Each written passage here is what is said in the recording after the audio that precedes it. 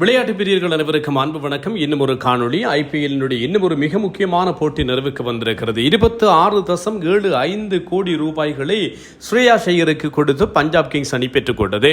Punjab Kings அணியை பொறுத்தவரையில் உங்களுக்கு தெரியும், இது 19வது சீசன். இந்த 19வது சீசன் 18வது சீசனில் தான் இந்த பஞ்சாப் கிங்ஸ் அணிக்கு ஒரே தலைவர்களாக செயற்பட்டுக் கொண்டிருக்கிறார்கள். இல்லாவிட்டால் குறைந்தது 2 சீசன் அல்லது 3 சீசன்களுக்கு ஒரு தடவை, இல்லாவிட்டால் ஒவ்வொரு சீசனுக்கும் கூட பல தடவைகளில் கேப்டன்கள் மாற்றப்பட்ட ஒரு அணிதான் பஞ்சாப் கிங்ஸ் அணி. இதுவரைக்கும் பஞ்சாப் கிங்ஸ் அணி எதுவிதமான ஐபிஎல் கிண்ணங்களையும் வெற்றி கொள்ளவில்லை என்பது குறிப்பிடத்தக்கது. ஆனால் பஞ்சாப் கிங்ஸ் செய்த மிக முக்கியமான வேலை, கொல்கத்தா நைட் ரைடர்ஸ் கலட்டிவிட நினைத்த போது 26.75 கோடி கொடுத்து ஸ்ரேயாஸ் ஐயரை தங்கள் அணியினுடைய தலைவராக்கியது. இது மாத்திரமல்லாமல் ஏற்கனவே டெல்லி கேபிட்டல்ஸினுடைய தலைமை பயிற்சியாளராக இருந்தவர் தான் இந்த ரிக்கி பாண்டிங், அவரையும் தங்கள் தலைமை பயிற்சியாளராக்கியது. இந்த 2 போல்டு மூவும் தான் பஞ்சாப் கிங்ஸ் அணியினுடைய முகத்தை ஐபிஎல் ரசிகர்கள் மத்தியில் மிக பெருமளவிலே மாற்றம் காண செய்திருக்கிறது. ஒரு காலகட்டத்தில் எப்படி மும்பையும் சென்னையும் ஐபிஎல்லை ஆண்டதோ அதே மாதிரி இப்போது ஆண்டு கொண்டிருக்கின்ற 2 அணிகள், ஒன்று பஞ்சாப், மற்றது ஆர்சிபி. இந்த 2 அணிகளும் மிகப்பெரிய அணிகளாக வலம் வந்து கொண்டிருக்கின்றன. கடந்த ஆண்டு உங்களுக்கு தெரியும், ஐபிஎல் போட்டிகளிலே 111 ஓட்டங்களை டிஃபென்ஸ் செய்தது. அதாவது 111 ஓட்டங்களை பெற்றுக்கொண்டும் கூட அந்த ஓட்ட எண்ணிக்கையை தக்க வைத்துக் கொண்டு போட்டியை வெற்றி கொண்டிருந்தது பஞ்சாப் கிங்ஸ் அணி. இந்த ஆண்டு ஐபிஎல் வரலாற்றிலேயே அதிகபட்சமான ஓட்ட எண்ணிக்கையை சேசிங் செய்து வரலாறு படைத்திருக்கிறது இந்த பஞ்சாப் கிங்ஸ் அணி என்பதும் ஞாபகப்படுத்தத்தக்கது. 265 ஓட்டங்களை இன்று சேசிங் செய்திருக்கிறார்கள். இறுதி 3 ஓவர்கள் இருக்கின்ற போது, அல்லது இறுதி பந்து வரைக்கும் போட்டி இட்டுச் செல்லப்படவில்லை, இறுதி 3 ஓவர்கள் இருக்கின்ற போது பஞ்சாபினுடைய வெற்றி உறுதியாகி இருந்தது என்பது சுட்டிக்காட்டத்தக்கது. ஐபிஎல் வரலாற்றில் அதிகபட்ச சேசிங் கொல்கத்தா நைட் ரைடர்ஸுக்கு எதிராக இதே பஞ்சாப் கிங்ஸ் அணி 262 ஓட்டங்களை கடந்த 2 ஆண்டுகளுக்கு முன்னர் சேசிங் செய்திருந்தது. இப்போது 265 ஓட்டங்களை சேசிங் செய்திருக்கிறது. எந்த ஒரு அணியும் 250க்கும் அதிகமான ஓட்டங்களை ஐபிஎல் சேசிங் செய்தது இல்லை என்பதும் ஞாபகப்படுத்தத்தக்கது.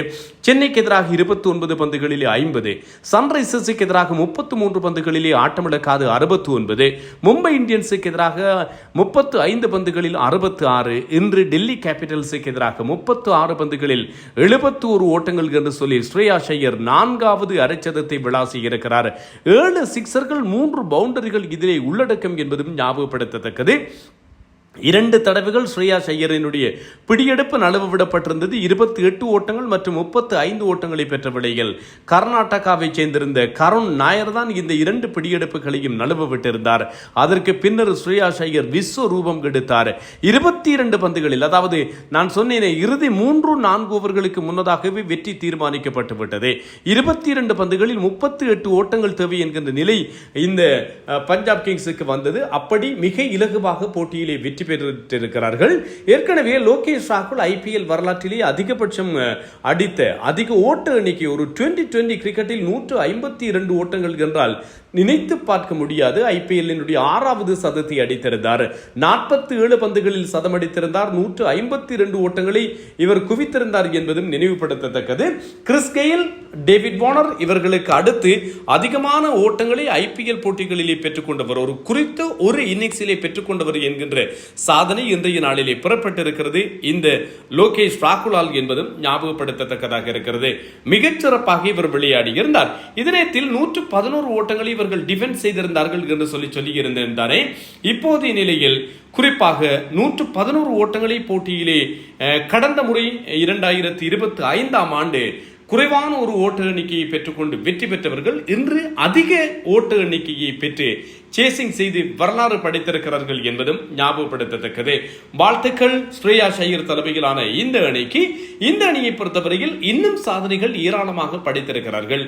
லோகேஷ் ராகுலினுடைய சாதனையும் ஞாபகப்படுத்திவிட்டு வரலாம். கிறிஸ் கெயில் 66 பந்துகளில் 175 ஓட்டங்களை பெற்றுக் கொடுத்திருந்தார்.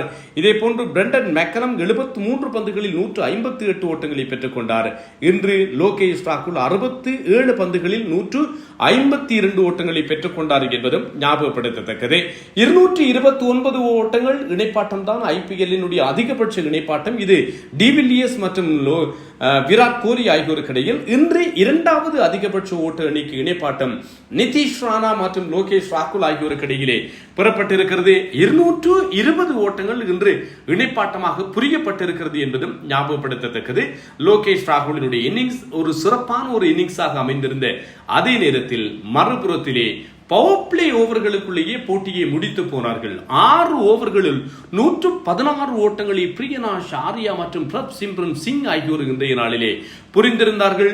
125 ஓட்டங்களை பவர் பிளேயிலே சன்ரைசர்ஸ் 2024 ஆண்டு பெற்றமைதான் சாதனையாக இருக்கு. இன்று 116 ஓட்டங்களை பவர் பிளேயிலேயே பெற்றுக் கொண்டார்கள் என்று சொன்னால் போட்டி எந்த அளவு தூரம் விறுவிறுப்பான போட்டியாக இருந்திருக்கும் என்பதை நீங்கள் ஓரளவிற்கு ஊகித்துக் கொள்ளக்கூடியதாக இருக்கும். IPL சூடு பிடிக்கவில்லை என்று சொல்லி யார் சொன்னாலும் ஒவ்வொரு ஆட்டங்களும் அனல் பறக்கின்ற ஆட்டங்களாக IPL இருந்து கொண்டிருக்கிறது என்பதை இப்போதைய நிலையில் காண்பித்துக் கொண்டிருக்கிறது.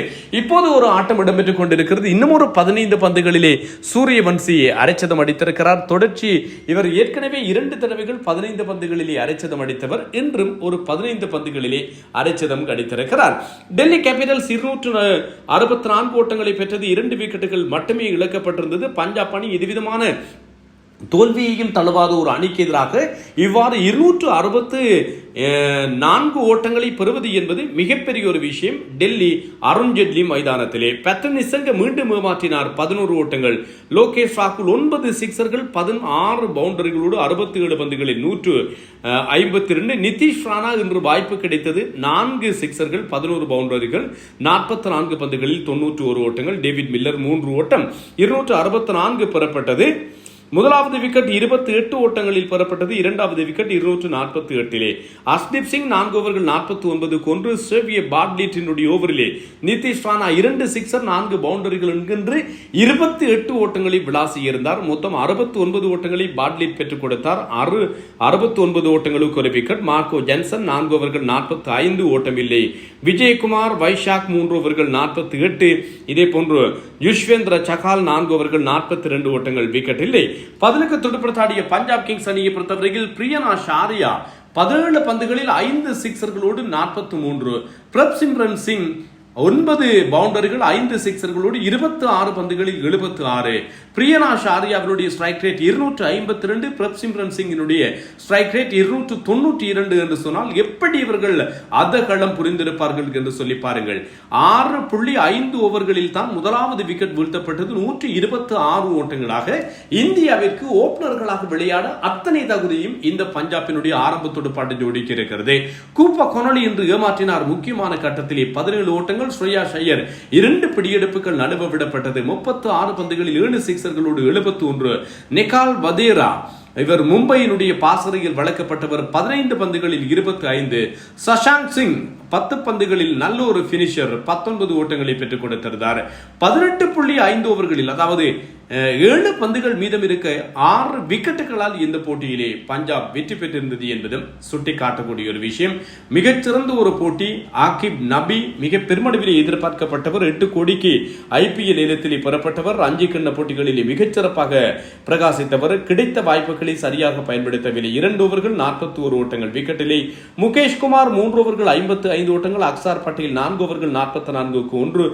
நட்ராஜனுக்கு இந்த IPL அவ்வளவு அமோகம் என்று சொல்ல முடியாது. 54 ஓட்டங்கள், விக்கெட்டிலே.